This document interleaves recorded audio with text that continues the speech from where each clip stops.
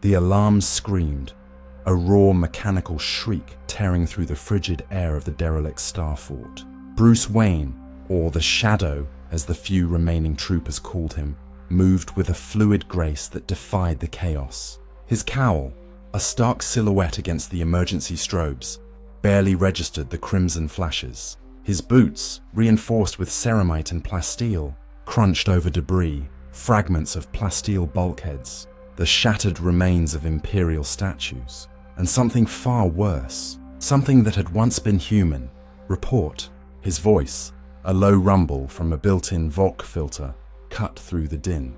It wasn't a question. It was a demand for fact, for actionable intelligence. He moved like a hunter, a ghost of righteous fury. He was no longer Batman of Gotham, but simply the Bat, a symbol of resistance in a galaxy that knew only war and despair. From the flickering shadows, a gaunt figure emerged, his Imperial Guard fatigues torn and bloodied. Commissar Valeria Vance. She clutched a heavy stubber, its barrel still smoking. Her eyes, usually hard and unyielding, held a glimmer of true terror. "The breach is widening, my lord. Sector Gamma 7 is lost. They're pouring in!" And the things with them Bruce didn't need her to finish. He'd seen the things. Twisted abominations, screaming prophecies of decay and pestilence. Their bloated forms, a grotesque mockery of life. Nurgle's legions, this star fort, a forgotten Imperial outpost orbiting a dead world, was their latest target. And the Bat, by some cruel twist of fate, was trapped within its dying heart. He had arrived here, not by choice, but by accident. A catastrophic warp storm, an uncharted phenomenon, had snatched his experimental interdimensional vessel right out of the void between realities. One moment, he was chasing a rogue chronal anomaly near Saturn. The next, he was in a universe where the concept of evil was less a moral failing and more a fundamental law of physics. The Warhammer 40,000 galaxy, a universe of grimdark where humanity was a dying empire, besieged by horrors beyond comprehension. His initial attempts to understand, to analyze, to fix this new reality had been met with the cold, unyielding wall of its nihilism. Here, his detective skills were often useless against faith and madness, his technology primitive against warp sorcery, his moral code a weakness in the face of absolute cosmic evil. Yet he was still Bruce Wayne, still the Batman. And he would not yield. How many remain? He asked Vance, his gaze sweeping the desperate faces of the dozen or so guardsmen huddled behind her. They were the last bastion of defense for the fort's central reactor core, the only thing still holding this dying station together. 32 effectives. "My lord," Vance reported, her voice thick with fatigue. "And half of them are wounded. No Vox contact with the outer sectors for the last hour. We are isolated." "Isolated is not lost," Bruce stated, his eyes narrowing. "Their objective is the reactor. We hold the reactor. We hold the fort. What is the status of the auxiliary power conduits?" Vance blinked, a flicker of surprise cutting through her despair. "Auxiliary, my lord. They are mostly offline, damaged from the initial bombardments." "Why?" "Diversion," Bruce replied, his mind already spinning tactical possibilities, filtering through countless data streams from his suit's onboard systems. Information gathered over weeks of grim survival. He had learned the language of this galaxy, the tactics of its unending wars. If they seek to destabilize the core, they will target the primary conduits. The auxiliary lines, while weakened, offer an alternative path. If we can reroute power to the main plasma vents in Sector Gamma 7, we can create a temporary choke point. A corporal scoffed from the back, a nervous, almost hysterical sound. "Plasma vents? My lord, those vents are used for waste heat expulsion." "They're not weapons!" "And the controls are in Sector Gamma 7, which is crawling with the enemy." "Precisely," Bruce said, turning to face them, his silhouette a beacon of grim resolve. "A calculated risk. Vance, secure the reactor chamber. Prepare for an assault." "Corporal, what's your name?" "Krieger, my lord," the corporal stammered, his eyes wide. "Krieger, rally your best men. You're with me. We're going to Gamma 7. A wave of fear, palpable and cold, washed over the remaining guardsmen. Gamma 7 was a death trap, but the Bat had given an order, and unlike their previous often suicidal commanders, the Bat had a terrifying habit of succeeding. "Yes, my lord," Vance said, her voice regaining some of its steel. She understood. Desperate times, desperate measures, and the Bat was nothing if not desperately resourceful. "May the Emperor protect us." Bruce didn't acknowledge the prayer. He only activated a holographic schematic on his gauntlet, detailing the winding, corpse-strewn corridors of the Star Fort. "Our window is narrow. The integrity of the reactor is degrading. We have approximately 30 minutes before an uncontrolled cascade reaction makes this entire station a funeral pyre. Our objective: activate the plasma vents. Our method: speed and precision. Any questions?" There were none. Only the grim, determined faces of men and women who had faced death 1,000 times and now faced it again, led by an enigma who refused to die. The air in the maintenance tunnels of Sector Gamma 7 was thick with the stench of decay, ozone, and something sickly sweet, like rotting fruit. Bruce moved at the head of the small squad, his enhanced vision cutting through the gloom. The low hum of his footsteps was the only sound, punctuated by the ragged breathing of the guardsmen behind him. They were a motley crew, remnants of a dozen shattered platoons, their uniforms patched, their faces etched with exhaustion. Suddenly, a guttural groan echoed from the darkness ahead. Krieger tensed, his heavy stubber rising. "Movement, my lord. Sounds like a plague marine." Bruce raised a hand, stopping the advance. "Hold! Listen!" The groan turned into a wet gurgle, followed by the distinctive, dragging shuffle of heavy, diseased armor. The things Vance had spoken of, the plague marines, were the true horrors. Towering, pustule-ridden warriors in power armor, their bodies fused with their foul gifts, their weapons spewing toxins and disease. "Not just one," Bruce whispered, his internal comms linking only to Krieger. "At least 3, guarding the conduit access point. They'll be heavily armed. We don't have time for a full engagement." Krieger swallowed hard. 3 plague marines could wipe out a company of Imperial Guard, let alone their small, desperate squad. "What's the plan, my lord?" "Diversion," Bruce repeated, a grim smile playing on his lips, hidden by his cowl. He produced a small, disc-shaped device from his utility belt. It hummed with contained energy. "This will emit a low-frequency sonic pulse, disorienting them momentarily. Krieger, you will create a secondary distraction on the far side of the corridor, near the ventilation shaft. Grenades, whatever you have. Make it loud. We need to draw their attention away from the control console." Krieger's eyes widened. "And you, my lord?" "I go for the console," Bruce said simply. "As soon as their attention shifts, move fast. We have seconds, not minutes." He didn't wait for a reply. With a practiced flick, he tossed the sonic device. It spun through the air, landing silently near a pile of corroded pipes. A second later, a piercing, almost inaudible shriek pulsed outwards. The effect was instantaneous. The guttural groans of the plague marines turned into strangled roars of confusion. Their heavy footsteps faltered. "Now!" Bruce ordered, and Krieger, steeling himself, threw a frag grenade down the corridor. The explosion ripped through the oppressive silence, showering sparks and debris. The plague marines, momentarily disoriented, turned their attention towards the new threat, their grotesque weapons raising, spewing green plasma bolts that sizzled against the plasteel walls. Bruce moved.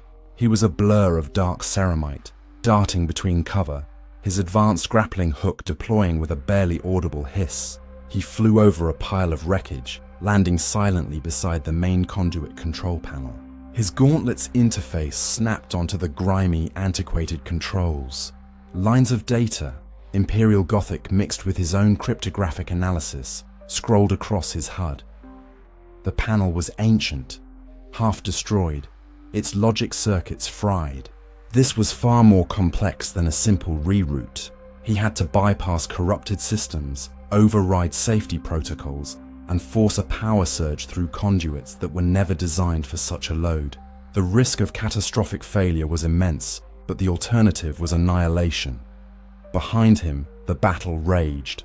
Krieger's men were laying down desperate fire, their stubbers rattling, their laser guns spitting crimson energy. The plague marines, though slowed, were inexorably advancing, their armor shrugging off hits, their bolt weapons tearing through the guardsmen's flimsy cover. "My lord, they're flanking us!" Krieger shouted, his voice strained with effort. Bruce ignored the noise, his focus absolute. His fingers, encased in articulated gauntlets, danced over the holographic interface projected from his wrist. He was a surgeon performing emergency bypass surgery on a dying patient. Every calculation precise, every sequence critical. He could feel the heat radiating from the damaged conduit pipes, smell the burning ozone from overworked relays. He found the critical override sequence, a series of ancient, almost forgotten imperial codes. He had spent weeks poring over fragmented data slates, translating forgotten dialects of the Imperium's fractured technological past. This was one of the few advantages he possessed. His intellect, his ability to learn and adapt, far outstripped even the most advanced tech priests. A plague marine, its helmet a rusted skull, lumbered towards him, its corrupted bolt gun spitting rounds. Bruce didn't even look up. He threw a single small explosive batarang. It spun with deadly accuracy, striking the plague marine's weapon at a vulnerable point, detonating with a concussive blast that ripped the weapon from its grip and sent the creature reeling. It roared in frustration, but the explosion gave Bruce a precious second. "Almost there," he grunted, sweat beading on his brow despite his suit's environmental controls. He pushed the final command, overriding decades of decay and damage. The Starfort groaned. A low, resonating tremor vibrated through the floor. Down the corridor, the massive plasma vents, dormant for centuries, began to hum. A deep orange glow emanated from their internal mechanisms, growing brighter, hotter. "It's working!" Krieger shouted, a glimmer of hope returning to his eyes. "Fall back." "Now!" Bruce commanded, tearing his arm away from the console. "To the primary access tunnel. Everyone!" The squad, battered but alive, began to retreat, covering each other as they pulled back from the approaching wall of inferno. The plague marines, sensing the imminent danger, tried to advance faster, but the sheer heat and rapidly building pressure from the vents began to force them back. Bruce was the last to leave. He took one final look at the control panel, then at the glowing vents, which were now roaring to life, spewing waves of superheated plasma that would incinerate anything caught in their path. The corridor was becoming an oven, a barrier of pure annihilating energy. As he turned to follow his squad, a hulking figure detached itself from the shadows. It was larger than the other plague marines, its armor even more corrupted, its movements unnaturally swift. A champion, its massive rusted axe, covered in glowing, putrescent symbols, was raised. "Intruder," the creature gurgled, its voice a wet rasp. "You will know Nurgle's embrace." Bruce didn't hesitate. He knew the stats, the lore, the terrifying strength of such a foe. He couldn't afford a prolonged engagement. Not here, not now. He lunged forward, not to attack, but to evade. His gauntlet fired a small, powerful EMP burst, striking the champion's chest. The creature roared in pain and surprise as its corrupted systems flickered. That was all Bruce needed. He vaulted past the momentarily stunned champion, his grappling hook snagging on a structural beam high above. He swung through the air, narrowly dodging a swipe from the champion's axe, landing lightly among his retreating squad. "Run!" he barked, pushing them forward. The plasma vents unleashed their full fury, a torrent of annihilating heat and light that engulfed the corridor, consuming the plague marines and sealing off the path. The Starfort shuddered, groaning under the strain. They had bought themselves time, but at a terrible cost. The diversion had been successful, but the station's structural integrity was now severely compromised. Bruce could feel it in the tremors under his feet, hear it in the groaning metal around them. He looked back at the superheated corridor, now a river of fire. The champion, had it survived? He didn't know. He didn't have time to find out. "Back to the reactor," he ordered. Double time! They ran, the sounds of their desperate flight echoing through the dying corridors of the Starfort, the fate of a universe hanging in the balance. Unbeknownst to them, they made it back to the reactor chamber, a vast, echoing space dominated by the pulsating heart of the star fort. A massive fusion reactor, its energy conduits glowing with an angry, unstable light. Commissar Vance and the remaining guardsmen had fortified the entrance, setting up makeshift barricades of cargo crates and damaged equipment. "Report!" Bruce demanded, his voice showing no sign of the exertion he'd just undergone. Vance, wiping grime from her face, saluted. "We held the line, my lord. They tried 2 breaches, but we repelled them. They seem to be regrouping. The sounds from the outer sectors have lessened. The plasma vents worked," Bruce confirmed, though the grimness in his tone belied the victory. "But it won't hold them forever. The structural stress from the discharge is immense. The star fort is failing, Krieger gasped, leaning against a barricade, his face pale with exhaustion. "What does that mean, my lord?" "It means the entire station is coming apart," Bruce explained, pulling up a holographic projection of the star fort's structural integrity. Red lines spiderwebbed across the schematic, indicating critical failures. "The reactor is becoming unstable. We have perhaps an hour, maybe less, before it overloads. When it does, this entire fort will detonate, taking out any ships in orbit within 100,000 kilometers." A heavy silence descended upon the chamber, broken only by the angry hum of the reactor. The guardsmen looked at each other, then at Bruce, their faces a mix of despair and dawning horror. They weren't just fighting for their lives anymore, they were fighting for something bigger. "We have to evacuate," a young guardsman whispered, his voice trembling. "Evacuate where?" Vance shot back, her voice sharp. "The fleet is gone. The planetary defense batteries are offline. The warp storm is still raging." "She's right," Bruce confirmed, his gaze fixed on the reactor's pulsating core. "There's no escape in the conventional sense, but there might be an alternative, a way to stabilize the reactor enough for a controlled implosion. That would minimize the blast radius and might allow for a brief window to escape." "A controlled implosion?" Vance repeated, incredulous. "My lord, the only way to do that is to access the primary control nexus, located deep within the engine room. And that's been overrun for days by them." "Not overrun," Bruce corrected, zooming in on another section of the schematic. "Contained. The previous garrison sealed it off, but they didn't purge it. My scanners show lingering energy signatures. Chaotic signatures." He paused, a heavy sigh escaping him, almost imperceptible beneath the cowl. "This is our last option. We fight our way to the engine room, we initiate the implosion sequence, and then we pray for a miracle." He knew, deep down, that miracles were not currency in this reality, only will and sheer unyielding stubbornness. "What about the warp storm, my lord?" Krieger asked, his eyes filled with a desperate hope.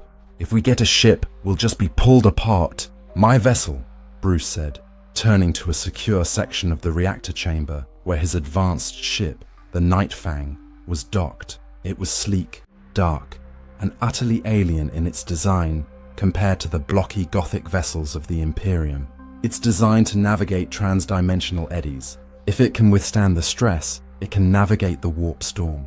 But it needs power, substantial power, more than this dying fort can provide, Vance understood. "So we fight to the engine room, not just to stabilize the reactor, but to reroute power to your ship, my lord." "Precisely," Bruce affirmed. "A two-pronged objective. Without the power, the Night Fang is just a glorified coffin. Without the implosion, we're all caught in the blast." The guardsmen looked at each other, the weight of their impossible task pressing down on them. They were not just fighting for their lives, but for a chance, however slim, to escape the hell that was this star fort. "How many do you need, my lord?" Vance asked, her voice grim but resolute. 10 of your best, Commissar," Bruce replied, his gaze sweeping over the assembled soldiers. "We need speed, resilience, and discipline. The others will stay here, maintain the barricades, and hold the reactor chamber for as long as possible. If we fail, they are to attempt to initiate a full shutdown, a last-ditch effort to minimize the blast, even if it's uncontrolled."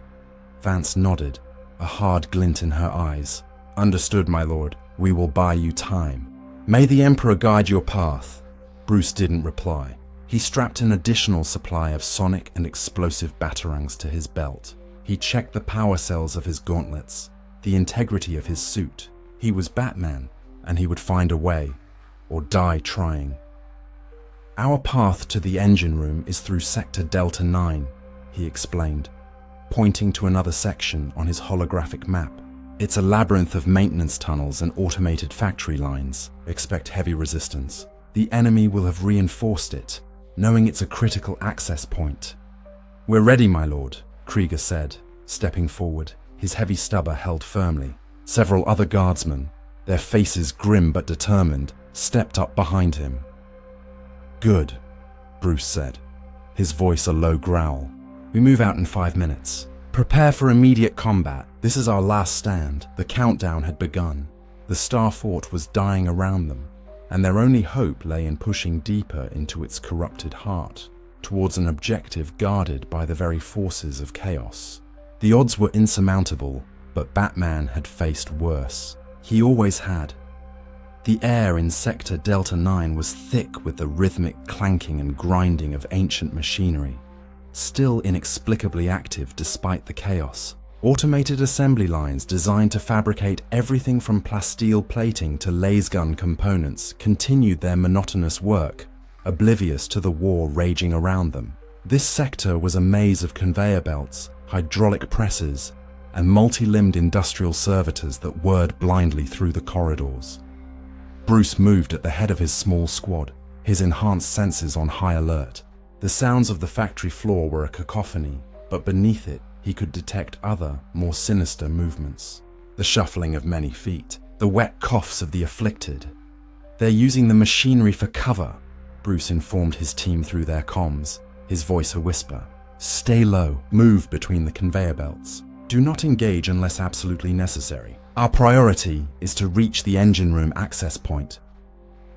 Krieger and his men moved with practiced caution, their eyes scanning the dark recesses between the hulking machines. These guardsmen, though few, were seasoned veterans of 1,000 impossible battles. They understood the brutal calculus of survival in the 41st millennium.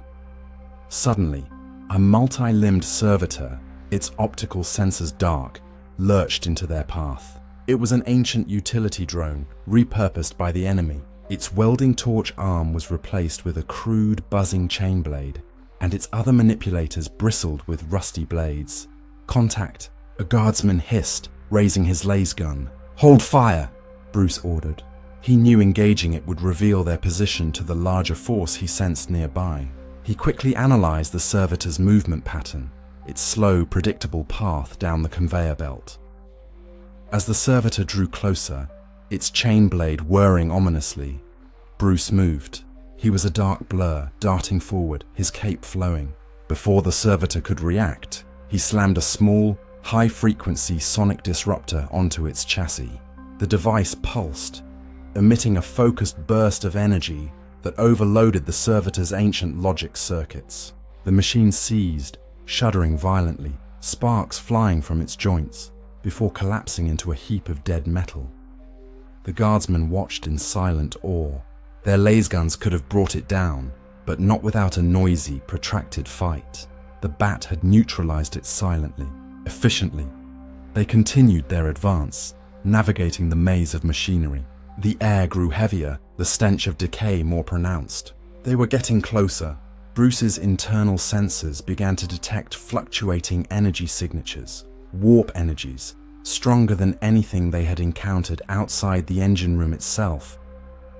He stopped, holding up a fist. Wait, heavy concentration ahead, and something else, something large.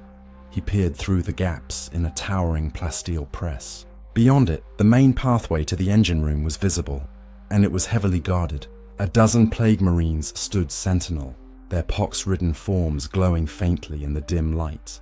But what caught Bruce's attention was the hulking figure in their midst. It was a monstrosity of metal and corrupted flesh, easily twice the size of a normal plague marine. Its armored carapace was fused with a dozen churning demonic engines, spewing noxious fumes. Its right arm ended in a grotesque, cannon-like weapon that pulsed with unholy green energy, while its left was a massive, chitinous claw.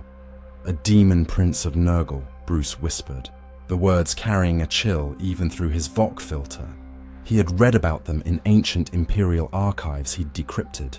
These were not mere mortals corrupted by chaos. These were true demons, demigods of destruction, manifestations of the warp's darkest will. This one, by the sheer power emanating from it, was formidable. And his retinue, Krieger gulped. "A demon prince? My lord, we can't possibly fight that. It's a god. It can be killed," Bruce countered. Though the words tasted like ash, he knew the demon princes of chaos were nigh immortal, their forms sustained by the energies of the warp. Yet, he had to try. He had to believe in a weakness, a vulnerability, but not head-on, not with these numbers. He quickly formulated a new plan, his mind racing, processing every variable, every possible outcome. The engine room access is directly behind the Demon Prince. We need to create a substantial diversion, something that will draw its attention, and the attention of its guards, long enough for us to breach the door.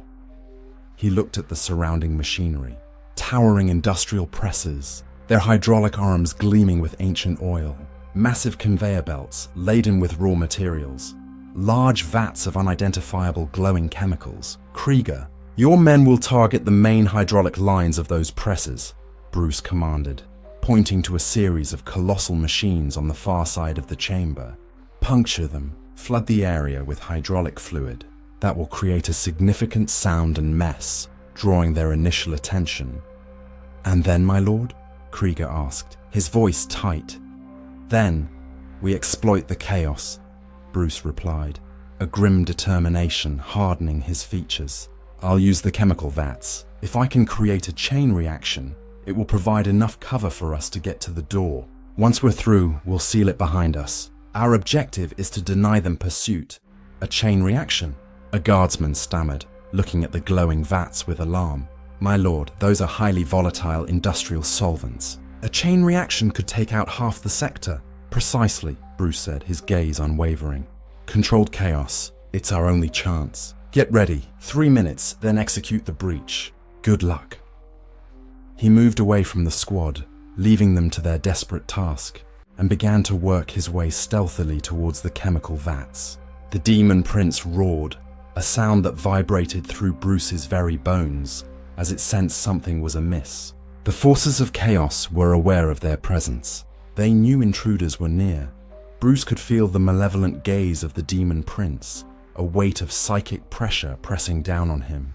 He had faced beings of immense power before, Darkseid, Brainiac, Doomsday, but this was different. This was not just power, it was pure distilled corruption, anathema to everything he believed in. He reached the first vat, a massive container glowing with an eerie green liquid. He quickly attached a series of small, precisely calibrated explosive charges to its base, each one designed not for demolition, but for controlled rupture. He linked them to his gauntlet, ready to detonate them with a single thought. The first explosions ripped through the chamber as Krieger's men opened fire on the hydraulic lines. Geysers of high-pressure fluid erupted, spraying across the chamber, causing the Plague Marines to bellow in confusion and anger. The hydraulic presses groaned, their massive arms seizing and crashing down as their systems failed. "Now!" Bruce barked into his comms. He detonated the first charge. The vat ruptured, spewing its glowing, corrosive contents onto the factory floor. The chemicals hissed and steamed as they reacted with the plasteel, corroding through the material, releasing noxious fumes. Bruce moved quickly, detonating the charges on the other vats in rapid succession, creating a cascade of glowing, corrosive destruction. The Demon Prince roared, a sound of pure fury, as the corrosive chemicals began to spread, threatening its position. It turned its attention to the source of the chaos, its massive cannon arm glowing. "To the door," Bruce ordered, pushing his small squad forward through the swirling, chemical-laden smoke. "Go!" They sprinted, weaving through the damaged machinery, through the choking fumes, towards the heavy blast door that led to the engine room. The Plague Marines, disoriented and enraged, stumbled through the spreading corrosive pools, their armor sizzling. The Demon Prince unleashed a volley of green warp energy from its cannon. The bolts tore through the air, impacting machinery, vaporizing steel, and sending shockwaves through the chamber. One bolt barely missed Bruce, incinerating the air where he had stood moments before. He ignored it. His focus was on the door. He reached it first, his gauntlet already interfacing with its ancient lock mechanism.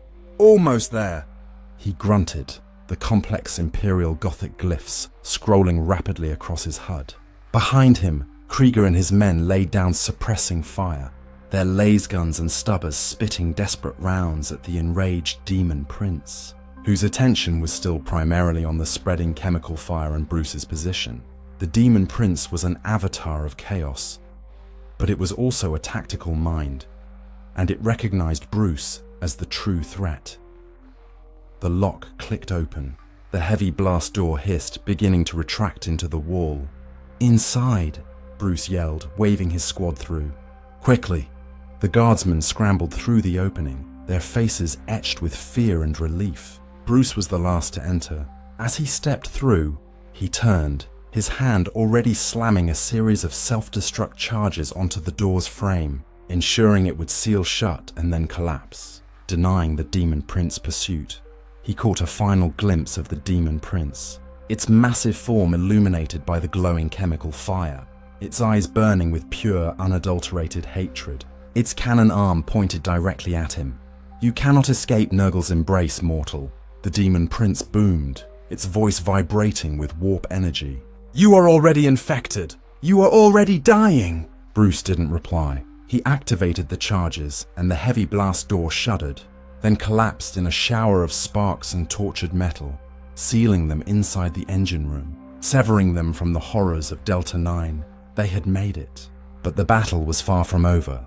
The engine room lay before them, dark and silent, and Bruce knew with a certainty that chilled him to the bone that the greatest horrors were yet to come.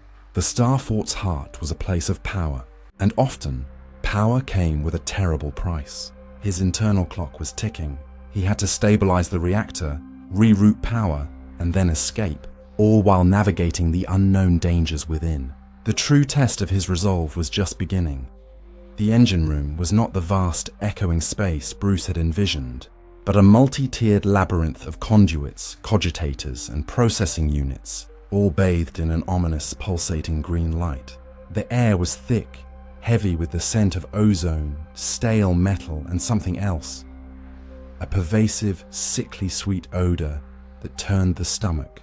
It was eerily quiet after the cacophony of Delta 9, a silence that felt heavier than any noise. The rhythmic thrumming of the main reactor, which should have been a comforting pulse of power, now sounded like a dying heartbeat. Bruce's enhanced vision cut through the gloom, revealing ancient Imperial Gothic glyphs etched into the plasteel walls, symbols of a forgotten era of technological mastery. But these symbols were now defiled, smeared with strange fungal growths, and dripping with viscous, unidentifiable fluids. Corrupted servitors, their multi-limbed forms twisted into grotesque parodies of their former functions, hung suspended from the ceiling on thick, fibrous cables, their optical sensors glowing with a malevolent green light. "Hold position," Bruce ordered, his voice a low growl through the Voc filter. He raised a gauntleted hand, bringing the squad to an immediate halt. They were a shadow play in the dim light, their breathing ragged, their faces pale with exhaustion and a fear that was slowly giving way to grim resignation. Krieger, his heavy stubber clutched tightly, scanned the upper tiers. "My lord, what are those things?" he whispered, pointing a trembling finger at the suspended servitors. "Automated defenses," Bruce replied, his internal comms relaying his analysis only to Krieger. "But they've been repurposed. Infected. They appear dormant, but I wouldn't trust them." He zoomed his HUD onto a particularly large servitor, its main processing unit glowing with the sickly green light. "Nurgle's influence extends deep. Every system, every machine, a potential vector for corruption." He turned to his squad. "We have two objectives. Stabilize the reactor core for a controlled implosion and reroute power to my vessel. The primary control nexus for both is likely at the highest tier, accessible via those platforms. He pointed to a series of cantilevered walkways that wound their way up the central pillar of the chamber, disappearing into the shadows. But those servitors, my lord, a guardsman began, his voice laced with trepidation. Are likely motion activated, Bruce finished for him. We need to move with caution, and without detection if possible. Krieger, take 4 of your men. Your objective is to secure our rear. Watch for any breaches from Delta 9. I don't believe the Demon Prince will be deterred for long. Also, be prepared to provide covering fire if the servitors activate. Krieger nodded, his jaw set. Yes, my lord. We will hold the line. Bruce selected 5 other guardsmen, including a young woman named Ilara, a comms specialist he'd noted for her sharp mind and unwavering composure under pressure. The rest of you with me. We ascend. He led the way, grappling hook already in hand. Instead of using the walkways, which felt like a death trap, he aimed for a higher structural beam, silently launching himself upwards. The magnetic grapple bit into the metal with a soft thunk, and he began to ascend, his ceramite boots finding purchase on the rough plasteel. The guardsmen, accustomed to his unconventional tactics, followed his lead, some using their own grappling lines, others finding handholds on the ancient pipes and conduits that snaked their way up the central pillar. The silence of the engine room was broken only by the scrape of boots and the laboured breathing of the guardsmen. Each step felt precarious. Each shadow seemed to hold a hidden threat. The green light intensified as they climbed, illuminating strange pulsating growths that clung to the walls, like monstrous fungi feeding on the station's decay. They reached the first platform, a wide expanse of metal grates overlooking the lower levels. Bruce paused, scanning the area. His internal sensors detected faint, erratic life signs, not the overwhelming presence of plague marines, but something smaller, numerous. Poxwalkers, he murmured, identifying the signature. Nurgle's most basic infantry, weak individually, but overwhelming in numbers. And they don't register pain. He pointed to a narrow corridor leading off the platform. The control nexus is through there. Expect resistance. As if on cue, a low groan echoed from the corridor. Then another, and another. Soon, a shambling horde of mutated humanoids, their skin rotting, their eyes glowing with dull malevolence, began to spill out. These were the true things Vance had spoken of, the living dead, transformed by Nurgle's blessings into mindless, infectious pawns. Contact! Poxwalkers! Ilara shouted, raising her laser gun. Hold fire! Bruce commanded, assessing their numbers. There were dozens. Too many for their small squad to engage without suffering heavy casualties and drawing more attention. He pulled a handful of small, disc-shaped devices from his belt, sonic batarangs, calibrated to disrupt their neural pathways. Ilara, you have a comm scrambler, correct? Yes, my lord, she replied, her voice firm despite the approaching horror. Good. Set it to a broad-spectrum disruptor. Their simple minds are susceptible to high-frequency interference. It won't kill them, but it will disorient them long enough for us to bypass them. Bruce activated the batarangs. They hummed with a low frequency, then he hurled them. They flew with pinpoint accuracy, embedding themselves into the walls and floor around the approaching horde. A second later, a wave of piercing, disorienting sound pulsed outwards. The poxwalkers shrieked, a chorus of guttural, inhuman cries, their shambling advance faltering. Many collapsed, clutching their heads, their rotting bodies twitching uncontrollably. Move! Bruce ordered. They surged forward, moving past the convulsing mass, their laser guns spitting only when a poxwalker managed to push through the sonic barrier. Bruce, leading the charge, moved like a dark phantom, his fists and ceramite boots precise instruments of incapacitation. He struck at the most aggressive poxwalkers, using their own momentum against them, sending them reeling into their comrades. He wasn't killing them, merely clearing a path, preserving their limited ammunition for more dangerous foes. They burst into a circular chamber at the heart of the platform. Here, the green light was brightest, emanating from a massive cogitator bank that occupied the center of the room. This was the primary control nexus. It was a chaotic mess, however, with wires severed, panels smashed, and strange fleshy tendrils growing out of the machinery, pulsating with the same sickly green light. But they were not alone. 3 figures stood before the nexus, their backs to the approaching guardsmen. They were not plague marines, but something equally disturbing. Corrupted tech priests of the Adeptus Mechanicus, their red robes tattered and stained, their metallic limbs fused with organic growths, their optical sensors glowing with malevolent green light. They chanted in a guttural, distorted Binharic, performing some foul ritual on the core systems. Heretics, Ilara hissed, her eyes widening in disgust. The Adeptus Mechanicus, usually bastions of technological purity, were considered sacred. Their corruption was a deep blasphemy. They're attempting to complete the corruption of the reactor's systems, Bruce analyzed, his gauntlet already interfacing with the room's ambient data. If they succeed, a controlled implosion will be impossible. The reactor will detonate spontaneously. My lord, they have servitors, a guardsman shouted, pointing to several hulking, combat-modified servitors that lumbered towards them, their heavy bolters spitting hot death. Take cover, Bruce yelled.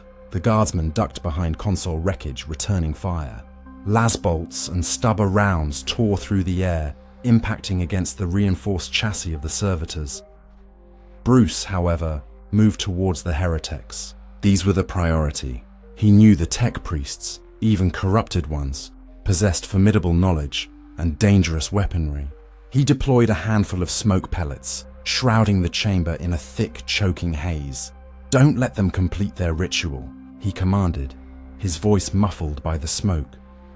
The heretics, surprised by the sudden assault, turned, their distorted optical sensors scanning the smoke-filled chamber. One of them, its multi-limbed manipulator glowing with crackling energy, fired a blast of warp-infused lightning. It arced through the smoke, striking a nearby console, which exploded in a shower of sparks. Bruce moved, a phantom in the smoke. He targeted the largest heretic first, the one whose corrupted metallic hand was plunged deep into the cogitator bank. He knew that for all their cybernetic enhancements, their organic components were still vulnerable. He slammed into the heretic, not with brute force, but with calculated precision.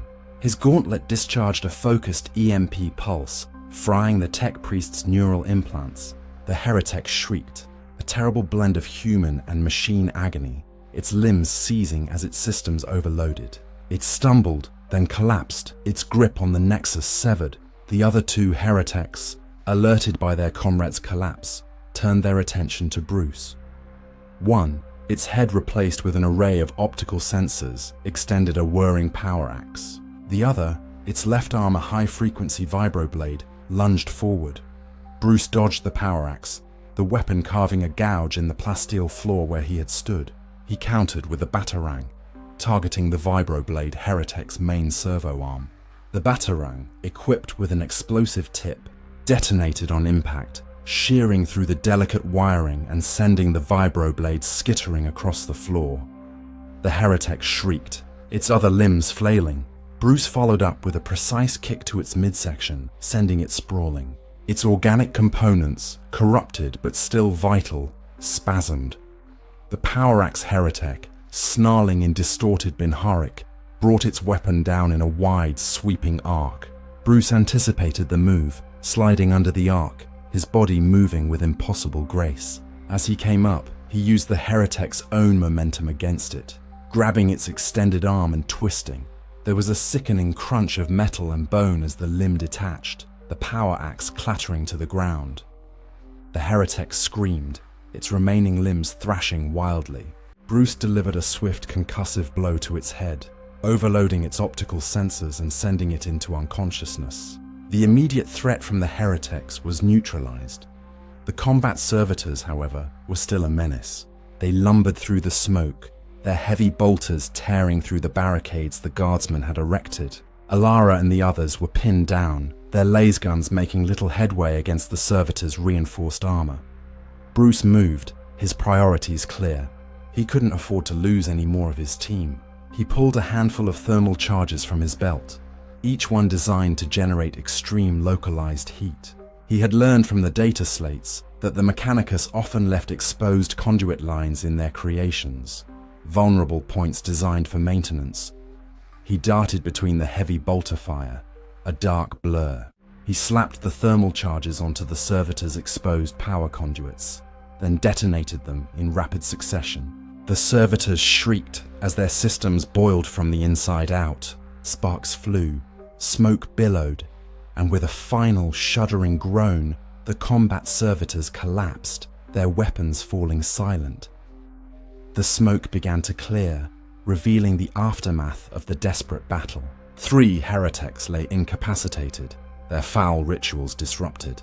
The combat servitors were scrap metal. The guardsmen, though shaken and breathing heavily, were all alive. Status report, Bruce demanded, moving to the main cogitator bank, his gaze already assessing the damage. Elara, dusting herself off, replied, "All clear, my lord. No casualties." "We're surprised." Bruce ignored her comment, his focus absolute. His gauntlet's interface snapped onto the damaged nexus. Imperial Gothic glyphs, now corrupted with Nurgle's symbols, scrolled across his HUD. The system was in disarray, its logic circuits twisted, its energy flow choked by warp-infused growths. "They were close," Bruce murmured, his voice grim. "Too close. The primary stabilization protocols are locked. Power reroute conduits are fused." He began to work, his fingers a blur over the holographic interface projected from his gauntlet. This was more than just tech priest work. It was a desperate battle against a malevolent, conscious corruption. He had to excise Nurgle's influence, not just repair the hardware. His unique systems, adapted from his own universe's advanced AI, began to pass the alien corruption, identifying patterns, exploiting vulnerabilities. The guardsmen formed a defensive perimeter, their eyes nervously scanning the platforms below. The sounds of their earlier fight had likely alerted whatever else was lurking in the depths of the engine room. "My lord, how long?" Elara asked, her voice hushed. "The reactor's stability is critical," Bruce replied, not looking up from his intricate work. "We have less than 40 minutes before uncontrolled meltdown. The power reroute for the Nightfang is tied into the same nexus. If I can't stabilize the reactor, I can't power the ship. 2 objectives, 1 solution." He plunged deeper into the corrupted systems, bypassing firewalls, purging infected code, isolating the core functions. He felt a psychic pushback, a subtle, insidious attempt to corrupt his own systems, to infect his mind. It was Nurgle's touch, whispering promises of decay and acceptance. Bruce fought it with sheer force of will, his mind a fortress against the foul emanations. He was a creature of logic and order, anathema to chaos. Hours, it felt like, passed in an instant. In reality, it was barely 15 minutes. He was working at the very limits of his intellectual and technical capacity. The data streams scrolled faster and faster, a whirlwind of information. As he wrestled control from the pervasive corruption, he found it. A core subroutine, deeply embedded and protected, that would allow him to initiate a controlled implosion. But it required a massive surge of pure energy, a bypass of all safety protocols, a gamble that could just as easily detonate the reactor prematurely. And the power reroute to the Nightfang, it was fused at a deeper level, requiring direct access to the main power conduits running through the heart of the reactor itself. "A suicidal task, damn it," Bruce muttered, his first real sign of frustration. He had to split his efforts or risk losing everything. He couldn't do both from here simultaneously. Suddenly, a loud thud echoed from below, followed by a guttural roar that made the entire platform tremble. "My lord! Down below!" Elara shouted, pointing to the lowest tier. Through a gaping hole in the blast door they had sealed earlier, thick, churning tendrils of black goo were seeping into the engine room. And behind them, a familiar, hulking silhouette, the Demon Prince. It had breached their defenses. "It's here!" Krieger's voice crackled over the comms, strained and urgent. "It's broken through! We're engaging!" The sound of heavy stubbers and laser guns erupted from the lower tier, mingling with the roars of the demon prince and the sickening squelch of its retinue of plague marines. Bruce cursed. He had anticipated this, but not so quickly. Their precious time was running out. "Elara, I need you to initiate a partial reroute to my vessel, the Nightfang," Bruce commanded, pointing to a specific series of access ports on the main console. "It's a temporary bypass, but it will give my ship just enough power for its jump sequence. It's risky. One wrong connection, and you could overload the conduit." Elara's eyes widened. "My lord, I'm a comms specialist, not a tech priest. I don't know these schematics." "I will guide you," Bruce said, projecting a simplified holographic schematic onto the console. "Follow my instructions precisely. Failure is not an option. The fate of everyone on this star fort depends on it." He turned to the remaining guardsmen. "You are with me. We have to reach the reactor's core access. Now!" He left Elara to her impossible task, praying that her quick mind was enough. He knew he was asking too much of her, but there was no other choice. He had to trust. "Down to the core access, my lord?" a guardsman asked, his voice trembling. "But that's deepest into the reactor. Isn't that where the warp energies are strongest?" "Precisely," Bruce replied grimly. "It's the only way to manually engage the controlled implosion sequence." The heretics sealed off remote access. "We're going in!" He led the charge, descending the cantilevered walkways with reckless speed, his grappling hook a blur.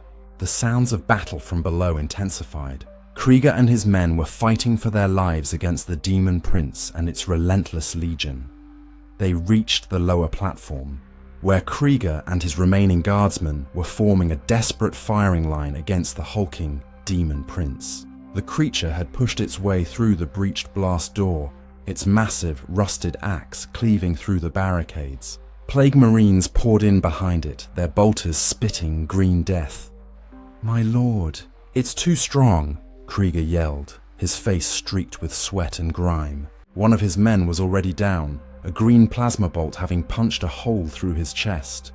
Bruce landed, his boots slamming into the plasteel deck. "Hold the line, Krieger. We're going for the core." "Just keep it busy." He didn't wait for a reply, pushing past the desperate battle. The entrance to the core access was a massive reinforced door, even more ancient than the blast door to the engine room. It glowed faintly with raw energy, emanating intense heat and a strange, buzzing sound that vibrated through his very bones. "My lord, that door is sealed," a guardsman exclaimed. "It's an emergency bulkhead. We can't get through." Bruce slammed his gauntlet onto the door's surface. His internal scanner immediately identified the locking mechanism. An ancient biometric scanner, keyed to the highest-ranking tech priests of the Star Fort. And it was fused shut. "Chaos corruption," Bruce muttered. "They've locked it down, preventing any shutdown protocols." He knew brute force wouldn't work. The door was designed to withstand a reactor breach. He had to bypass its systems, and that meant a deeper, more dangerous dive into its corrupted logic. He began to work, his fingers dancing across the holographic interface. The door's internal systems were a nightmare of intertwined Imperial Gothic and Nurgle's insidious code. He had to find a weakness, a back door, anything that would allow him to override the lock. Behind him, the battle raged. The Demon Prince was a terrifying force, shrugging off lasergun fire, its axe a blur of rusted steel. Krieger's squad was being systematically cut down. "My lord, we can't hold them much longer," Krieger screamed, his voice hoarse with desperation. Bruce ignored the plea, his focus absolute. He filtered out the sounds of battle, the screams, the explosions, the roar of the Demon Prince. His mind was a cold, calculating machine, analyzing, decrypting, overriding. He found it, a rarely used emergency maintenance override, hidden deep within the door's ancient code, designed for complete system failure. It was almost impossible to access, requiring a precise sequence of energy surges and data packets, and it was heavily corrupted. He poured his system's full processing power into the task.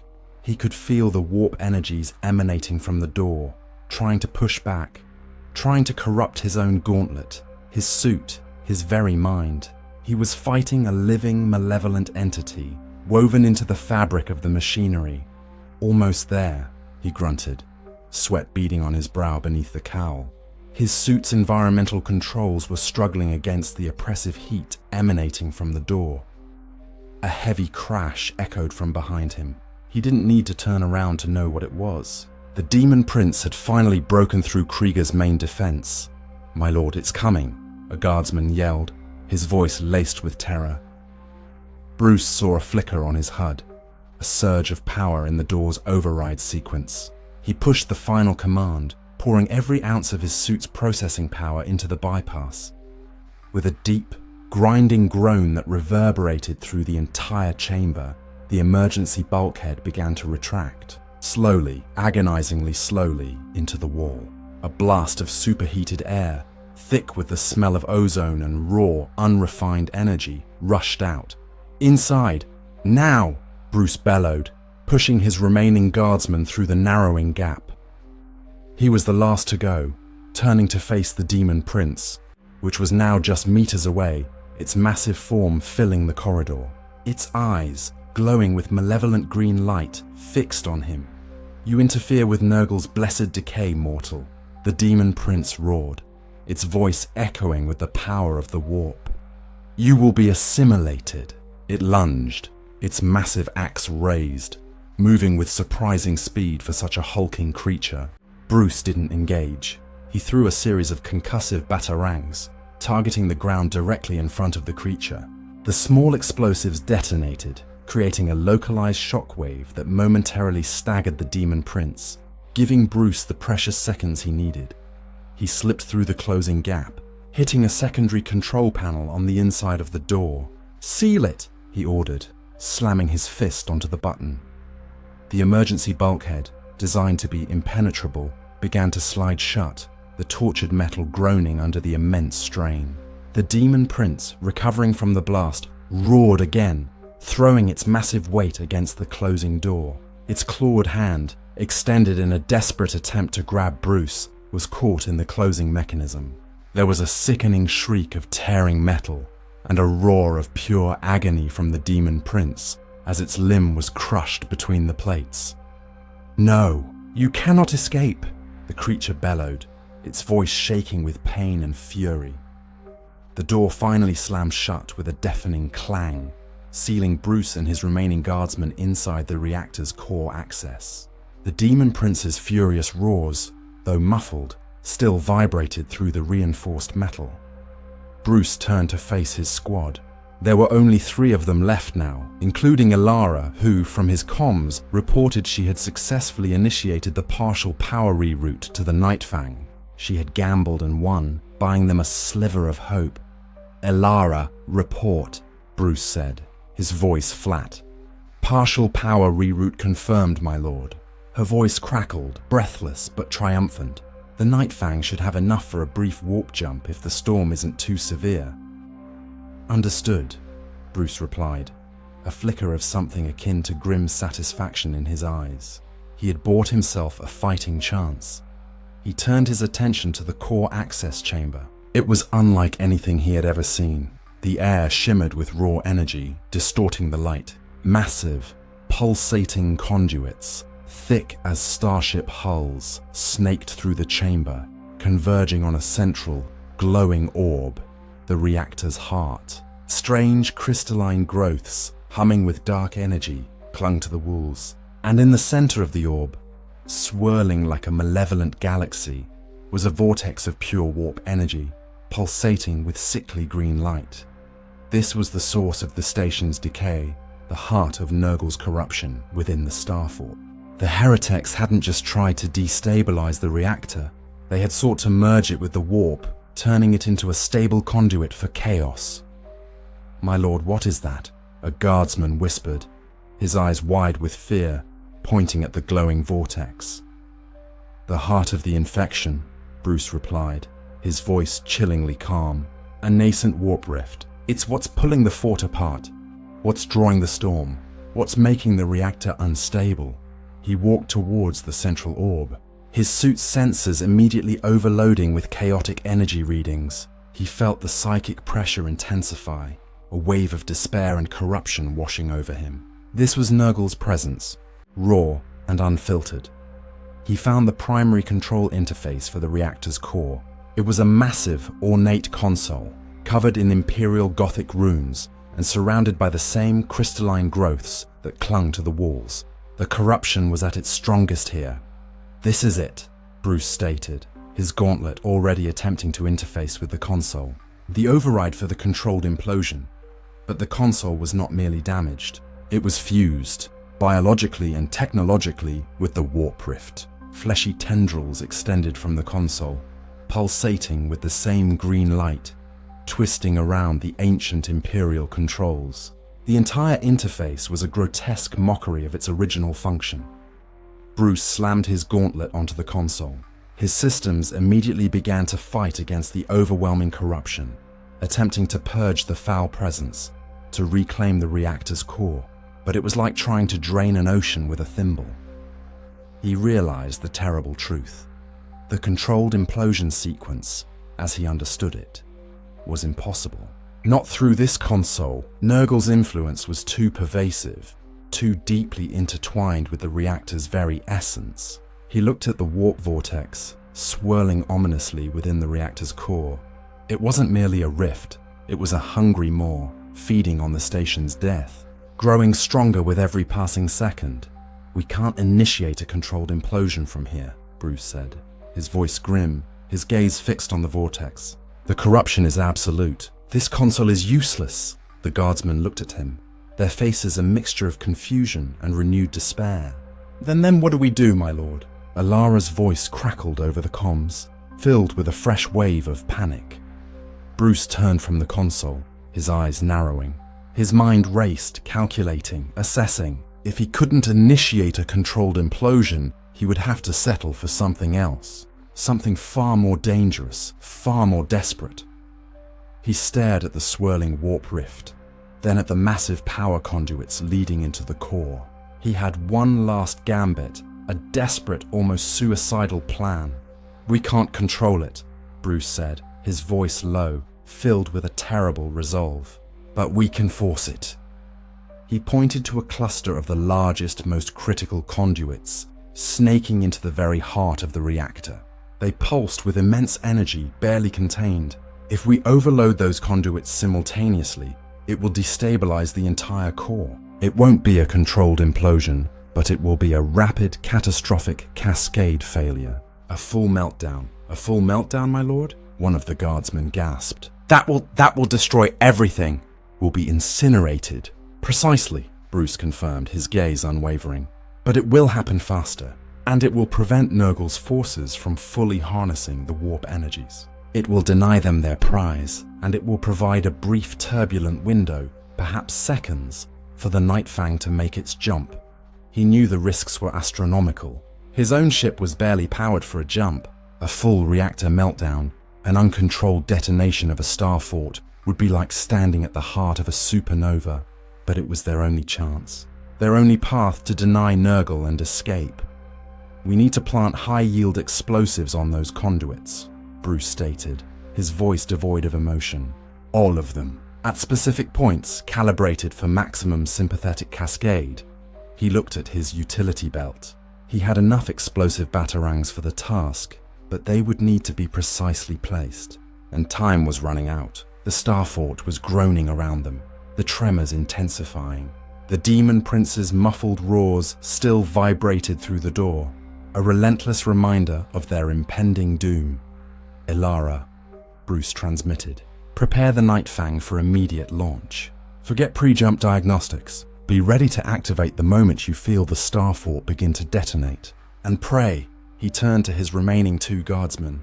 "Your orders are simple. Create distractions. Whatever you have left. Any enemy coming through that door, you keep them occupied no matter what. Buy me seconds. I need to plant these charges." The guardsmen looked at each other, then back at the glowing, ominous conduits. Their faces were etched with a despair that threatened to consume them. But beneath it, a flicker of hardened resolve. They were Imperial Guard. They knew how to die, and if they could take a piece of the enemy with them, it was a good death. "Yes, my lord," one of them said, his voice surprisingly firm for the Emperor. Bruce didn't acknowledge the prayer. He just nodded grimly. He started towards the conduits, already pulling out the shaped charges from his utility belt, his mind racing through the calculations. Every placement had to be perfect. Every second counted. This was it, the final gamble, the last stand. Bruce moved with a purpose that bordered on fanaticism. The air in the reactor core chamber hummed, crackled, and burned around him. The colossal conduits, thick as ancient trees, throbbed with raw, unstable energy. Fleshy tendrils, pulsating with sickly green light, snaked around the pipes, drawing sustenance from the dying Starfort's heart. He ignored the suffocating heat, the oppressive psychic pressure, and the desperate battle raging just beyond the reinforced door. His mind was a cold, efficient machine, focused entirely on the impossible task at hand. He pulled the first shaped charge from his utility belt. It was a compact, powerful device, a marvel of miniaturized Gotham technology designed for precise demolition. He scanned the conduit, his HUD highlighting the optimal placement for maximum effect. The corruption was thick here, twisting the plasteel, but not yet fully integrating with the core structure. He had a chance. "All right, you two," Bruce transmitted, his voice grim. "Keep them off my back. Every second counts." His remaining two guardsmen, a grizzled veteran named Rojas, and a young, terrified but resolute recruit, nodded. Rojas hefted his lasgun, checking its power pack. The recruit, whose name Bruce hadn't had time to learn, clutched a combat knife, his eyes wide but determined. They positioned themselves near the massive door, listening to the muffled roars and thunderous impacts of the Demon Prince's relentless assault. Bruce ignored them, his focus absolute. He scaled the first conduit, his magnetic boots finding purchase on the curved surface. He moved with practiced ease, placing the charge, securing it with magnetic clamps, and integrating it into his detonator network. He repeated the process, moving from one critical conduit to the next, a dark silhouette against the glowing, corrupted machinery. Each charge was placed with surgical precision, calibrated to trigger a chain reaction that would tear the Starfort apart from its very heart. Below, the reinforced door shuddered violently. A colossal impact sent tremors through the entire chamber, shaking dust and crystalline growths from the ceiling. A deep, wet cracking sound emanated from the door itself. The Demon Prince was not just trying to bash through, it was actively tearing at the metal, its sheer power warping and destroying the plasteel. "My lord, it's breaking through," Rojas yelled, his voice strained. "We can't hold this much longer." Bruce felt a flicker of frustration. He needed more time. He had 5 charges left to place, and the largest, most crucial conduits were the most heavily corrupted, demanding more delicate work. The cracking sound intensified, accompanied by a hideous shriek of tormented metal. A jagged fissure, glowing with malevolent green light, appeared in the center of the door. Then, a massive chitinous claw, leaking putrescent slime, punched through the breach, tearing at the weakened plasteel. "Engage!" Rojas roared, firing his lasgun. The crimson bolt struck the Demon Prince's claw, sizzling harmlessly against its corrupted hide. The recruit, screaming defiance, lunged forward with his combat knife, striking at the incoming appendage with desperate fury. It was a futile gesture, but one of raw courage. The Demon Prince roared its fury, and more cracks spiderwebbed across the door. Bruce worked faster, his movements a blur of controlled energy. He felt the psychic pressure from the warp vortex intensifying, trying to worm its way into his mind, to distract him, to break his resolve. He pushed back, his will a fortress of cold, unyielding logic. He reached the final, most critical conduit. It was massive, pulsating with a dark green light and covered in a thick layer of Nurgle's pervasive corruption. Fleshy tendrils were wrapped around it, almost as if the conduit itself had become a living, breathing part of the demon's foul physiology. Placing a charge here wouldn't be simple. It would be like operating on a live nerve. "My lord, it's through!" Rojas screamed. Bruce didn't look. The door, groaning its last, finally ruptured. The demon prince, its massive form now fully visible, pushed its way into the chamber, its eyes burning with unholy green fire. It swept aside Rojas and the recruit with a casual flick of its mangled claw, sending them flying against the far wall like discarded dolls. They lay still, their bodies broken. Bruce was alone, suspended precariously on the final conduit, its surface slick with viscous ooze. The demon prince's gaze locked onto him, a predator finally cornering its elusive prey.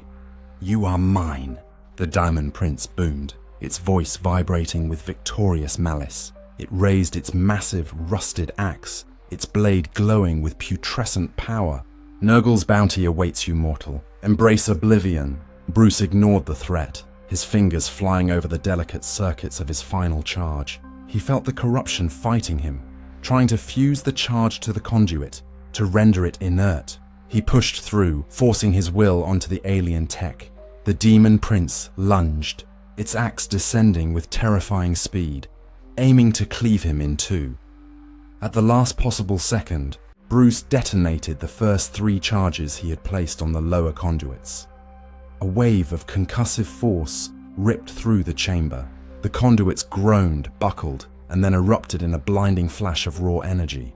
The demon prince, caught off guard, stumbled, its axe strike thrown wide. "You dare!" it shrieked, its voice now laced with pain and fury as the cascade reaction began to spread.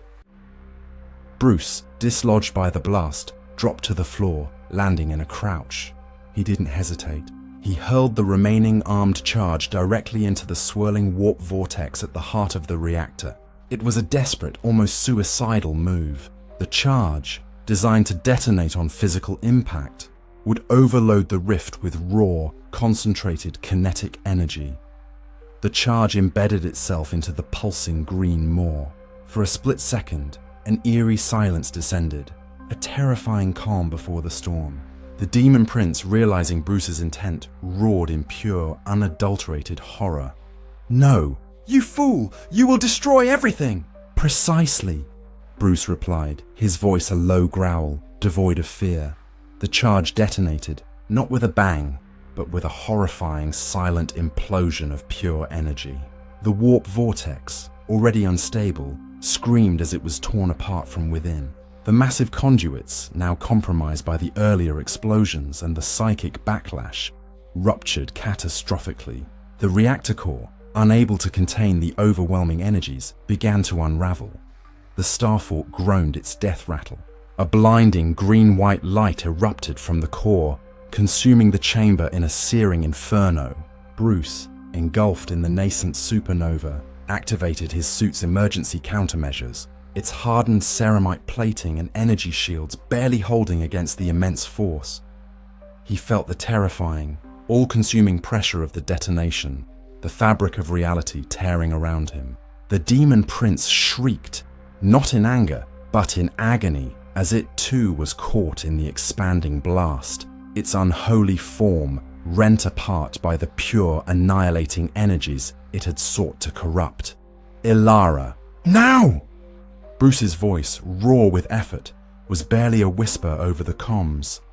He felt a sudden, violent lurch, a sensation of being torn from existence.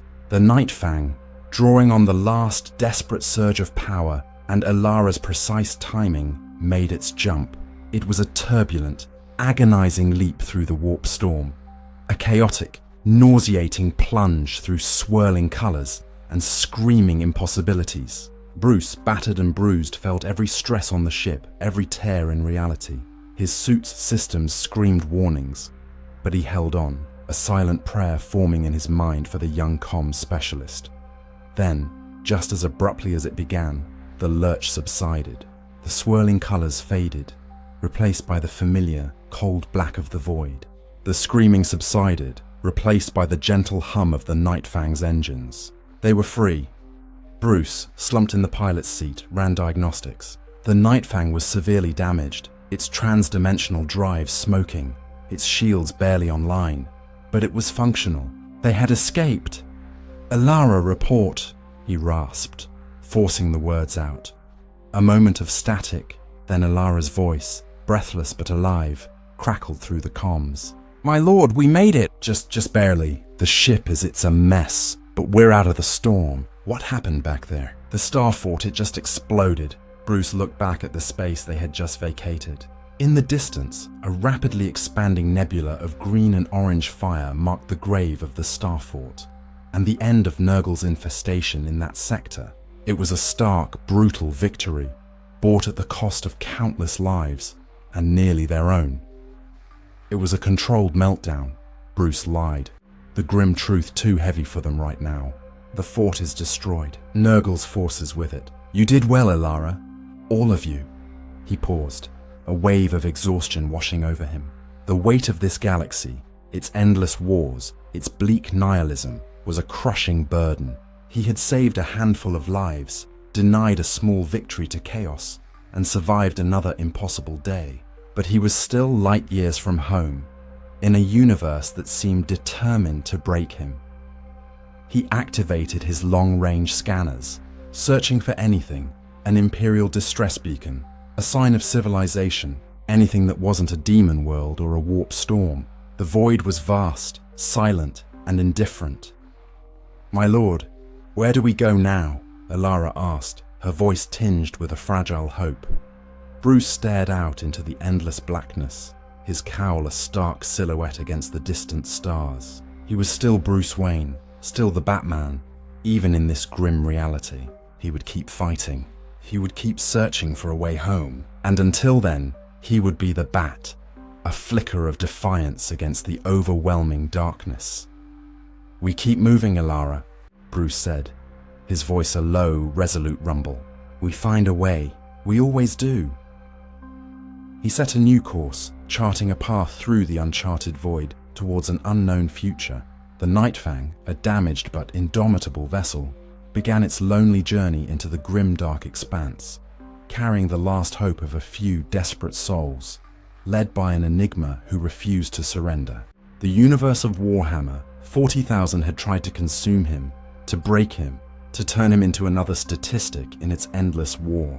But Batman was not so easily broken. He was just getting started.